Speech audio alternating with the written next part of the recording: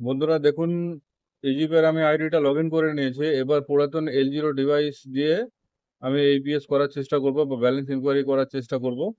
তো দেখি কি এররটা দেখায়। তো এইপিএস উইথড্রলে প্রথমে ক্লিক করলাম। ক্লিক করার পরে এয়ারটেল পেমেন্ট ব্যাংকের সার্ভার আছে, এই সার্ভারে গেলাম। যাওয়ার পরে দেখুন এখানে ব্যালেন্স ইনকোয়ারিতে ক্লিক করবো। এখানে আধার নাম্বার দিতে বলছে, আধার নাম্বার দিয়ে দিলাম। আধার নাম্বার দেওয়ার পরে এখানে ব্যাংক সিলেক্ট করতে বলছে, তো এখানে একটা ব্যাংক সিলেক্ট করে দিলাম। মোবাইল নাম্বার মোবাইল নাম্বার দিয়ে দিলাম।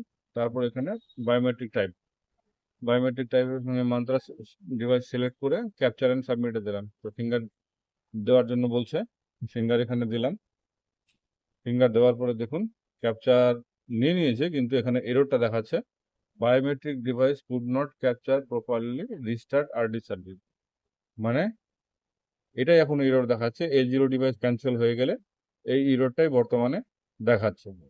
তো আপনারা বুঝতে পেরেছেন যে এখন এল জিরো ডিভাইস পুরোপুরিভাবে ক্যান্সেল হয়ে গেছে।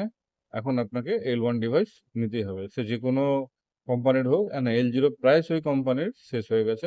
L1 আপনারা নিয়ে নিন এবং বিজনেস করতে থাকুন। ধন্যবাদ।